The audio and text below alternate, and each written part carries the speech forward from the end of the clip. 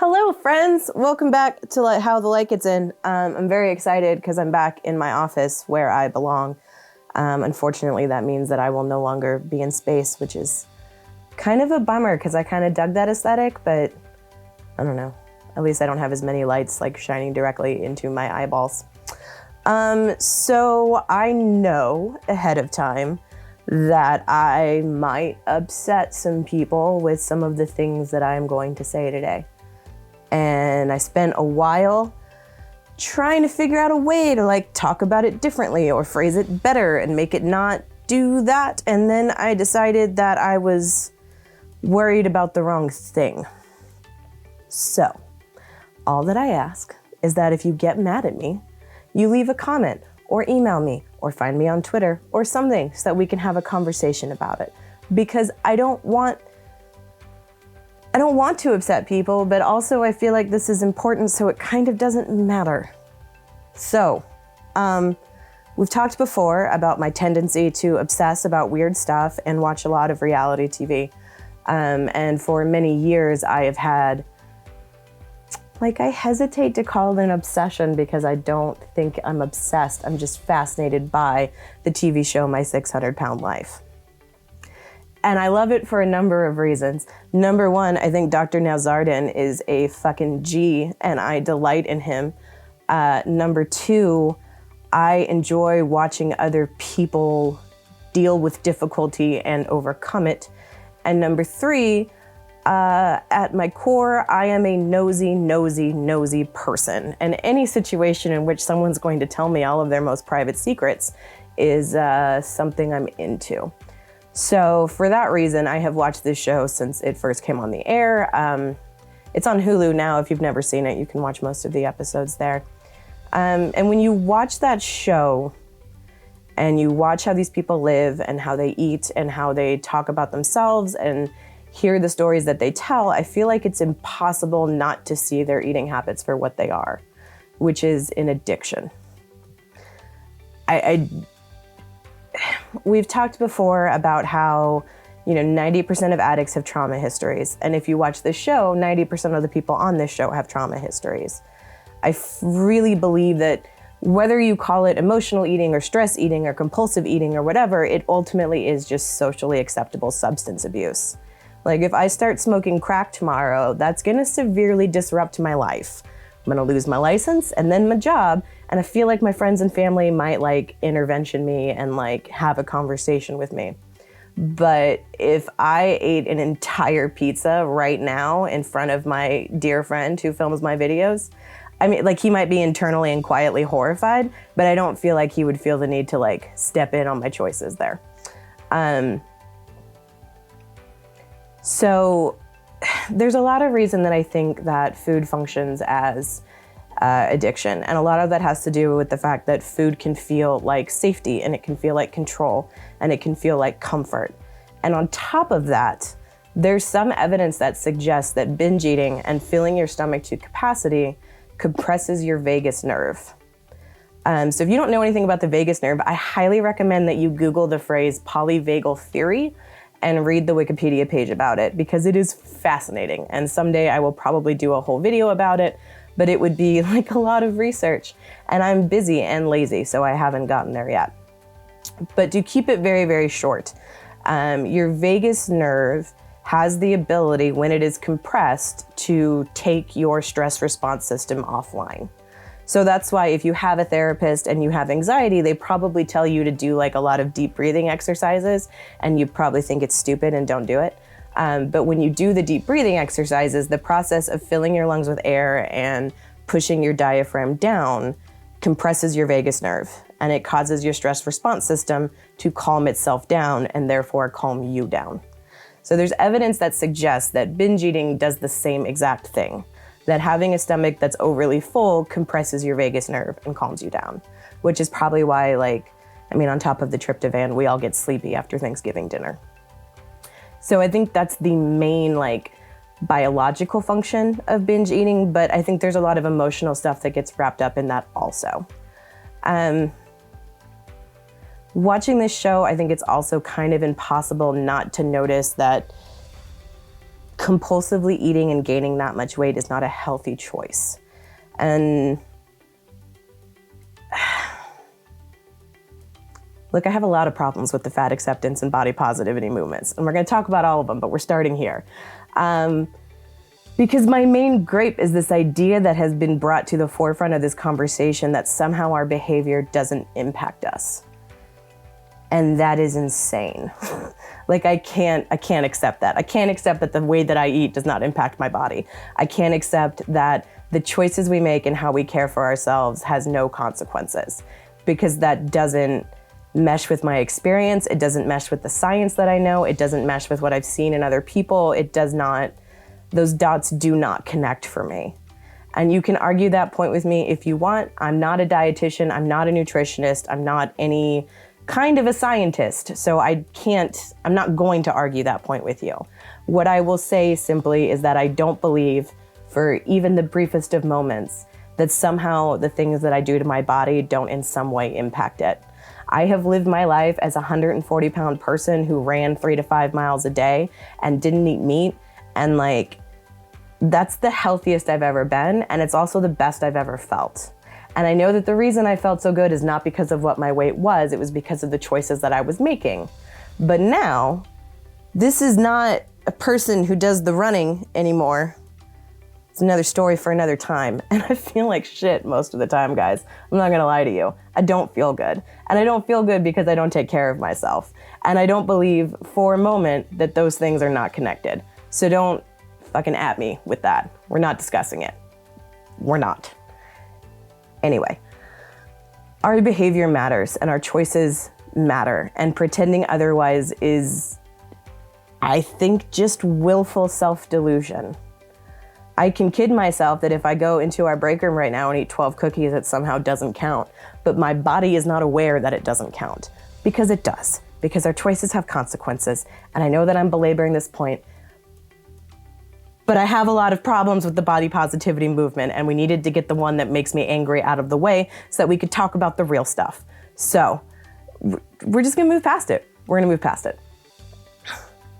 Because ultimately the problem that I have with the body positivity movement is the problem that I have with a lot of things, and that is that it lacks nuance.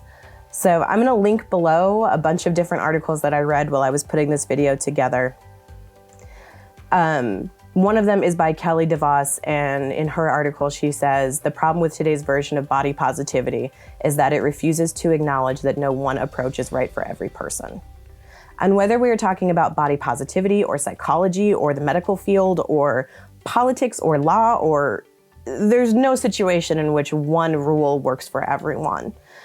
Anything that purports that there is one correct way to do things is, especially when you're dealing with human beings who cannot function in that black and white way, it's nonsense. There has to be nuance, there has to be gray area. And the way that I have seen body positivity put forth lacks that kind of nuance. It lacks that gray area that I need to make things make sense. Because I've spent most of my adult life studying and paying attention and talking to human beings. And we don't go in boxes. We don't follow expectations. We don't all do the same thing at the same time. I've worked pretty hard as long as I've been trying to become a therapist to not use the word normal anymore. And I haven't completely gotten it out of my vocabulary because I spend a lot more of my life using the word than I have trying not to use it. But normal is not a thing. What there is instead is normative, which is things that we basically would expect to happen. Like, it is normative that you would grow up and get married and have children, but if you don't do that, it doesn't mean that you're not normal. Okay? Same pages. Anyway. I found another article by Derek Flanzraich. I think I'm saying that right. I don't know. But I tried to pick it apart and find like just the useful parts. And then I was like, the whole thing is gold. So I'm just going to read you a whole article. It's really short. It's linked below if you want to read it yourself. It was on the Greatest website. Greatest readers want to lose weight. In fact, every time we survey our audience of mostly millennials, that is the #1 health goal. Nothing else even comes close. We know millennials prioritize health more than any other generation, so it's pretty surprising we have the exact same health goal as everyone else. But today, we want to lose weight to feel better, more comfortable, less stressed out, and more confident. Millennials want to lose weight for themselves, not others. We don't want to watch our weight, we want to live our lives. It's never the goal itself that makes something healthy or unhealthy. It's the reason we want to accomplish it in the first place. The why is super important, and that why is typically super different for every person of every kind at every stage. But somehow saying you want to lose 10 pounds, okay, really 15, still seems like such a shameful admission. That's silly. Most of us want that. Most of the country probably wants to lose more weight than that. So we should be talking about it. Otherwise, how can we find a healthier way to succeed at it? I also worry the body positive movement is holding us back and not pushing us forward. Every body is beautiful, and everyone should feel comfortable in their own skin, unjudged by the body shaming that surrounds us. Of course. And feeling that way is super hard and a constant internal struggle, so the more support you get, the better, obviously. But sometimes it seems the body positive movement shames people who want to improve, even if it's not for others but for themselves. Ironic maybe, but it's true. And these people need help the most. I wish I were always confident about how I look. I wish I never compared myself to others, but I do all the time. I don't think there's anything shameful about acknowledging there's real work to do to lose weight and that it's hard and that's a part of getting healthier. I wish I could snap my fingers and ta-da, we all love our bodies now, but that's not the case and likely never will be. And I don't think it's about asking people to change everything. Instead, I think it's about embracing what people want to change when they want to change it. It's about meeting them where they're at. You have New Year's resolutions? Let's not start with all the reasons resolutions typically fail. Instead, let's talk about how they can be a great starting point. Oh, and if we don't talk about weight loss, someone else will.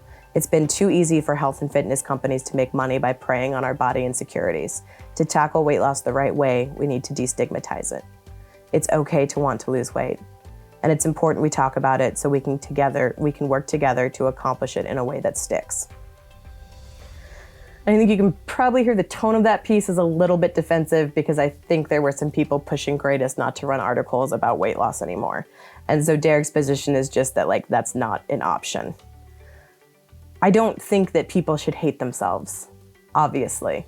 I think you guys know what I do for a living. That's the opposite of what I'm trying to accomplish. But I reject the notion that loving yourself solves all of your problems.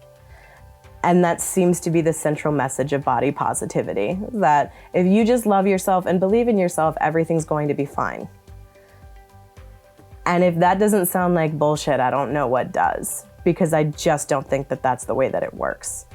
That's nonsense in the same way that telling people that they can't have a relationship until they learn to be by themselves is nonsense. We don't learn relational skills in isolation. We learn relational skills in relationships. So maybe it would be good for you to learn how to be a little bit more independent and good for you to learn how to not rely so heavily on another person in a relationship. But you can do that while having a relationship. It's gonna be a little messy, but it's very, very doable. By touting the idea that self-love is all that matters, we teach people, and I would argue girls and women in particular, that self-love is a cure-all. That no goal is valid until you first love yourself. And I just think that that is straight backwards. We learn to love ourselves by demonstrating that we are worthy of love. And we do that by setting goals and achieving them. We do that by pushing ourselves. We do that by growing. We do that by becoming more than we thought that we could be. And being able to reflect on our action to see our value and translate that into self-love. You're allowed to want more for yourself and from yourself. And the first step of that, of wanting something bigger than you, is being able to admit that you're missing something, or that you don't have what you want, or that you're unhappy with your current situation. That's why I love what Derek said. He said, it's never the goal itself that makes something healthy or unhealthy. It's the reason we want to accomplish it in the first place. Motivation matters. If you happen to be a client of mine, I've probably said that to you somewhere in the neighborhood of 10,000 times. Because the reason we do things is almost more important than what we actually do. The why matters, even more than the what, I think. Maybe not always, but a lot of the time. Not to mention, for some people, asking them to just love themselves, Like, there's not like a brain switch you flip and suddenly you're like a really big fan of yourself. That's not how it works. I believe that you could potentially sit in a room by yourself for a while and just quietly ponder and eventually come to a point of self-love. Maybe, but I've never seen anyone do it that way. What I've seen is people who have worked really hard and done a lot of things externally to figure out what it takes for them to feel good about who they are. And I don't think there's anything wrong with that. I think there's something wrong with telling people that they can't do anything unless they first love themselves, because as I mentioned, that's nonsense.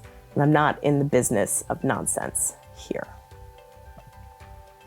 So if body positivity is problematic, what does that leave us?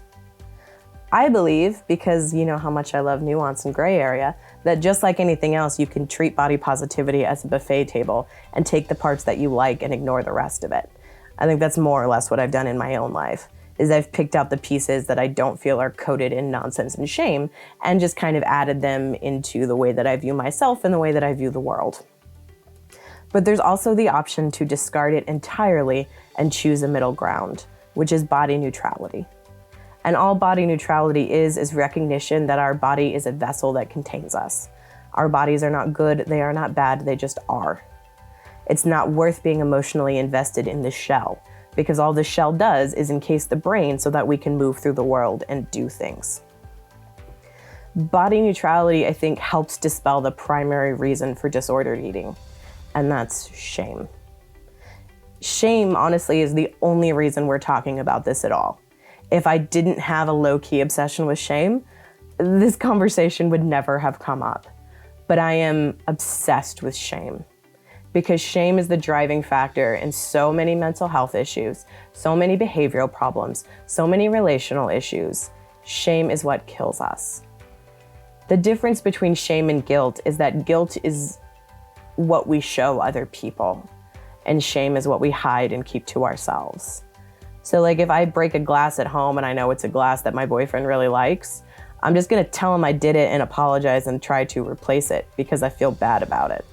But if I like have some terrible undercover secret, I'm gonna hide that from him forever because I am ashamed of myself. And when I look at the body positive movement and I look at the kind of rhetoric that gets thrown around on Twitter and on Instagram and on Reddit, I see shame. I see shame turned inwards to hurt yourself, and I see shame turned outwards to hurt other people. And the irony is that the whole movement exists to stop shame, because we didn't want people to feel bad about being overweight anymore. But body positivity is a backlash, and when things backlash, they almost always swing too far in the other direction. And so it's generated a new kind of shame. I've seen people being shamed for not being big enough. I've seen people shamed for not loving themselves enough. I've seen people being shamed because they have a smaller body. I've seen people being shamed because they want to make their body smaller. There's shame everywhere. And all of that shame comes from a place of personalization. When you make other people's choices about you, you are personalizing it. And when you personalize it, the stakes get raised and you get emotionally invested, and so you have to do something about it. Like the best example of this is if you spent any time on the internet at all lately, you know that Adele, the singer, recently lost like a pretty significant amount of weight. And I'm not gonna comment on it because it's none of my goddamn business, but it is a thing that happened.